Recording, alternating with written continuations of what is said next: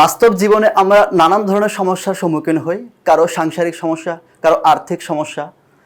আর এই সমস্যার পথ খুঁজতে আমরা খুঁজে বেড়াই বিভিন্ন সমাধান। ঠিক তেমনই কম্পিউটারের অনেক সমস্যা রয়েছে। কম্পিউটারের সমস্যার সমাধানের জন্য আমাদের বেছে নিতে হবে প্রোগ্রামিংকে। প্রোগ্রামিংয়ের মাধ্যমে কম্পিউটারের সকল সমস্যার সমাধান করা সম্ভব। হ্যালো প্রিয় শিক্ষার্থী বন্ধুরা, স্বাগতম তোমাদের টেকনিক ইজি এডুকেশন পরিবারে। তো আজকে আমি তোমাদের নবম দশম শ্রেণীর ইজি আইসিটি বই থেকে ষষ্ঠ অধ্যায় ক্লাস নিচ্ছি। তো এই অধ্যায়ের নাম হলো প্রোগ্রামিংয়ের মাধ্যমে সমস্যার সমাধান। প্রোগ্রামিংয়ের মাধ্যমে কিভাবে আমরা কম্পিউটারের সমস্যার সমাধান করব সেই বিষয় সম্পর্কে আমরা জানব। তো আমি তার আগে একটু বলে নেই, আমাদের ইজি সিরিজের প্রতিটা বইয়ে প্রতিটা অধ্যায়ে খুবই গুরুত্বপূর্ণ বেসিক কনসেপ্টস রয়েছে। তোমাদের এনসিটিভি থেকে যে পাঠ্য বই রয়েছে, এনসিটিভির পাঠ্য বইয়ে পড়া তোমরা সরাসরি বুঝতে পারো না। তো এর জন্য আমরা ইজি সিরিজের বইগুলোতে এভাবে প্রতি অধ্যায়ে বেসিক কনসেপ্টস খুবই সুন্দরভাবে তোমাদের বোঝার সুবিধার্থে আমরা সাজিয়েছি, যেগুলো পড়লে তোমরা বুঝে বুঝে পড়লে তোমাদের পড়াটা খুবই সুন্দরভাবে রিয়েলাইজ করতে পারবা এবং বোর্ড পরীক্ষায় সর্বোচ্চ নাম্বার তুলতে পারবে। যে কোনো প্রশ্নের উত্তর, সেটা সংক্ষিপ্ত হোক, সৃজনশীল হোক, এমসিকিউ হোক, সকল প্রশ্নের উত্তর তোমরা সুন্দরভাবে প্রেজেন্টেশন করতে পারবা।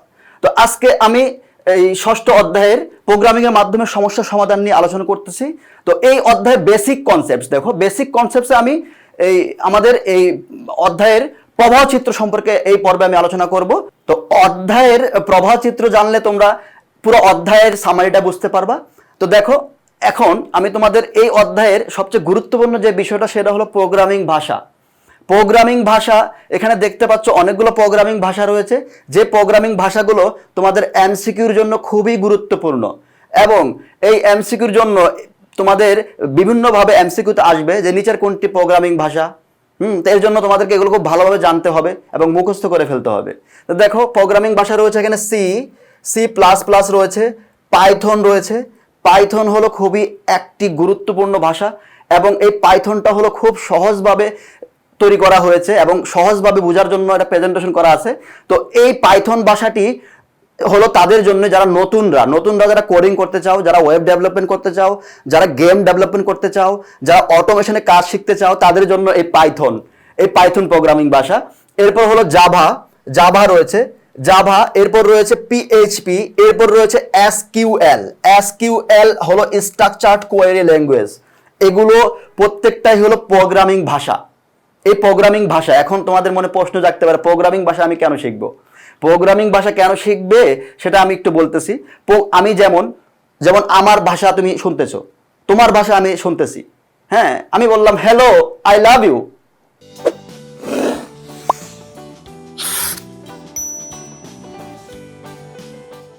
দেখো, আমি এই ভাষাটা বললাম, এটাকে কম্পিউটার বুঝবে? আমার কথা, তোমার কথা, তার কথা, কারো কথাই কম্পিউটার কিন্তু বুঝবে না। এই প্রোগ্রামিং ভাষাগুলো কিন্তু কম্পিউটার সরাসরি বুঝবে না।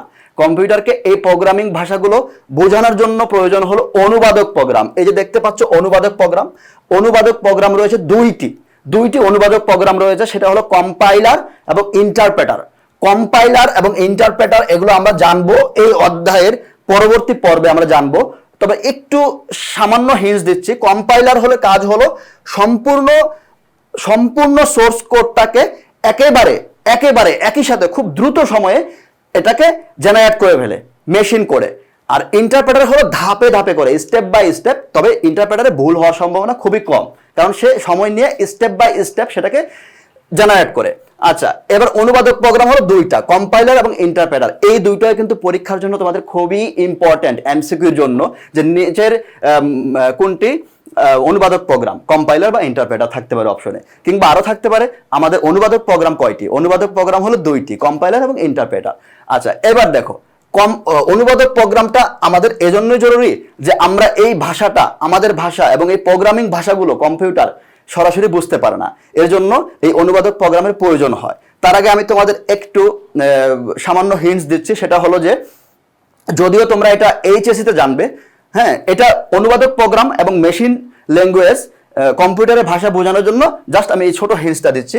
এই যে ভাষাগুলো দেখতে পাচ্ছ প্রোগ্রামিং ভাষাগুলো, এই প্রোগ্রামিং ভাষাগুলো হলো হাই লেভেল ল্যাঙ্গুয়েজ। এগুলো হলো high level language. High level language এগুলো, হ্যাঁ, উচ্চ স্তরের ভাষা। আর কম্পিউটার যে ভাষাটা বোঝে সেটা হলো মেশিন ল্যাঙ্গুয়েজ। মেশিন ল্যাঙ্গুয়েজ, হ্যাঁ, মেশিন ল্যাঙ্গুয়েজ। দেখো মেশিন ল্যাঙ্গুয়েজ এটা হলো low level language. Low level language, high level language. দেখো হাই লেভেল ল্যাঙ্গুয়েজ উচ্চ স্তরের ভাষা, আর লো লেভেল ল্যাঙ্গুয়েজ হলো নিম্ন স্তরের ভাষা। এখন তোমরা বলতে পারো কম্পিউটার ভাষা তো নিম্ন স্তরের ভাষা কেন হলো? নিম্ন স্তরের ভাষা এই জন্য কম্পিউটার কারো ভাষাই বোঝে না, কোনো ভাষাই বোঝে না সরাসরি, এই জন্য এটাকে বলা হয়েছে লো লেভেল ল্যাঙ্গুয়েজ। এবং কম্পিউটার বুঝে মাত্র দুইটা সংখ্যা, 0 এবং 1। 0 এবং 1 ছাড়া কম্পিউটার কিছুই বুঝবে না। তোমার ভাষা, আমার ভাষা, তার ভাষা, কারো ভাষাই বুঝবে না। 0 এবং 1 এই দুটা ডিজিট, এই ডিজিট দুটাকে বলা হয় বাইনারি ডিজিট। বাইনারি ডিজিট বা মেশিন কোড বা মেশিন ল্যাঙ্গুয়েজ। ওকে, তো দেখো এই মেশিন কোডে, এই বাইনারি কোডে রূপান্তর করে হলো এই অনুবাদক প্রোগ্রাম। হ্যাঁ, এটাকে বলা হয় সোর্স কোড এবং এটাকে বলা হয় মেশিন কোড। ওকে, তো দেখো আমরা এই অনুবাদক প্রোগ্রাম সম্পর্কে এই অধ্যায়ের পরবর্তী পর্বে আলোচনা করব এবং মেশিন কোড সম্পর্কে আলোচনা করব। এখন দেখো অপারেশন। অপারেশন কি? অপারেশন হলো, দেখো অপারেশনটা হলো অ্যারিথমেটিক অপারেটর রয়েছে এবং কম্প্যারিশন অপারেটর রয়েছে। অ্যারিথমেটিক অপারেটরটা কি? অ্যারিথমেটিক অপারেটর হলো আমরা যে গাণিতিক যে হিসাবগুলো করি সেগুলো হলো অ্যারিথমেটিক অপারেটর। অ্যারিথমেটিক অপারেটর রয়েছে, দেখো প্লাস রয়েছে, এটাকে বলে এডিশন, এটাকে বলে সাবট্রাকশন, মাল্টিপ্লিকেশন, এটাকে হলো ডিভিশন, এটা হলো মডিউলো। এই সিম্বলগুলো বলা হয় অ্যারিথমেটিক অপারেটর। আর এখানে দেখতে পাচ্ছ কম্প্যারিশন অপারেটর। কম্প্যারিশন অপারেটর হলো যেটা তুলনা করা হয়। তুলনা করা হয়, এটা হলো ইকুয়াল, এটা হলো নট ইকুয়াল, এটা হলো লেস দেন, এটা হলো লেস অর ইকুয়াল, এটা হলো গ্রেটার দেন, এটা হলো গ্রেটার অর ইকুয়াল। এগুলো সবই কিন্তু সিম্বল। আর এই সিম্বলগুলো কিন্তু কম্পিউটার সরাসরি বোঝে না, এই মেশিন কোড বোঝে। এগুলোর জন্য কি অনুবাদক প্রোগ্রামের দরকার আছে। আচ্ছা, এখন দেখো এই অধ্যায়ে আমরা জানতে পারবো পরবর্তী পর্বে ভেরিয়েবল ও নামকরণ। হ্যাঁ, ভেরিয়েবল ও নামকরণ জানতে পারবো। ডেটা টাইপ সম্পর্কে একটা পর্ব থাকবে আমাদের। শর্তের ব্যবহার, লুপের ব্যবহার, খুবই গুরুত্বপূর্ণ পর্ব রয়েছে আমাদের পরবর্তী পর্বে। তো এই পর্বে আমরা এই ফ্লো চার্ট সম্পর্কে জানলাম। তো পরবর্তী পর্বে আমরা এই প্রত্যেকটা স্টেপ ধাপে ধাপে জানবো, বিস্তারিত জানবো। তো সে সময়ের জন্য অপেক্ষা করো, চোখ রাখো টেকনিক ইজি এডুকেশনের চ্যানেলে।